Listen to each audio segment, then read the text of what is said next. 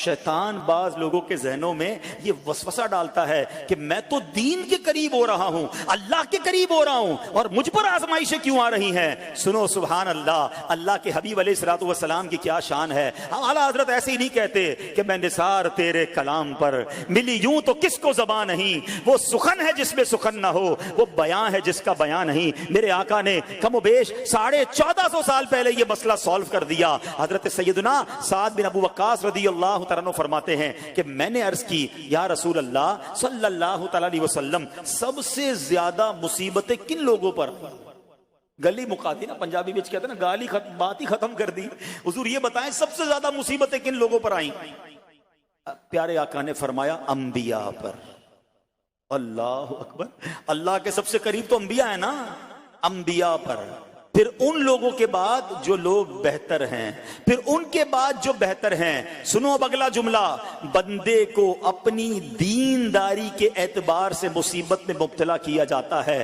اگر وہ دین میں سخت ہوتا ہے اس کی آزمائش بھی سخت ہوتی ہے، اگر وہ دین میں کمزور ہوتا ہے تو اللہ عز و جل اس کی دینداری کے مطابق اسے آزماتا ہے۔ بندہ مصیبت میں مبتلا ہوتا رہتا ہے یہاں تک کہ اس کے دنیا میں ہی اس کے سارے گناہ بخش دیے جاتے ہیں۔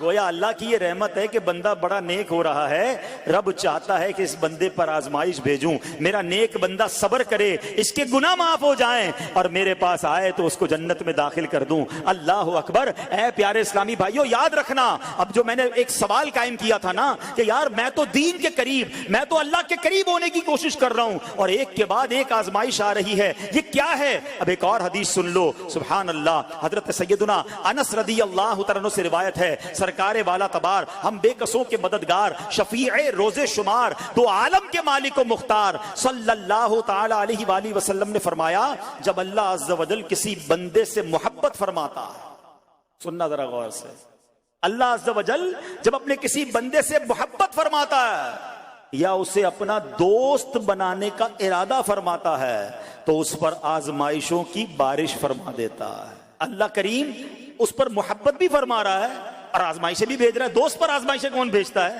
دوست کو تو راحتیں ڈالی جاتی ہیں۔ ہائے ہائے، اب یہی تو امتحان ہے، یہی تو چیک ہے۔ سنو، نبی پاک فرماتے ہیں جب اللہ اس پر آزمائش بھیجتا ہے نا، وہ بندہ اپنے رب کو پکارتا ہے، اے میرے رب عز و جل، تو اللہ فرماتا ہے میرے بندے تو جو کچھ مجھ سے مانگے گا میں تجھے عطا فرماؤں گا، تو جلد ہی تجھے دے دوں گا اور اسے تیری آخرت کے لیے ذخیرہ کر دوں گا۔ سبحان اللہ۔ یعنی اللہ والوں کو آزمایا جاتا ہے، ان کے درجات بلند کیے جاتے ہیں، ان کے گناہ معاف کیے جاتے ہیں۔ تو اے میرے پیارے اسلامی بھائیوں، کبھی بھی یہ ذہن میں خیال مت لانا کہ یار میں دین میں قریب آ رہا ہوں، میری آزمائشیں بڑھ رہی ہیں۔ سمجھ لو امتحان شروع ہو گیا ہے، ٹیسٹ شروع ہو گیا ہے، اب اس ٹیسٹ میں مجھے کامیاب ہونا ہے اور اللہ کے مزید قریب جانا ہے۔ زندگی میں جو گناہ ہو گئے ہیں یہ میرے گناہوں کا انشاءاللہ کفارہ بن جائے گا۔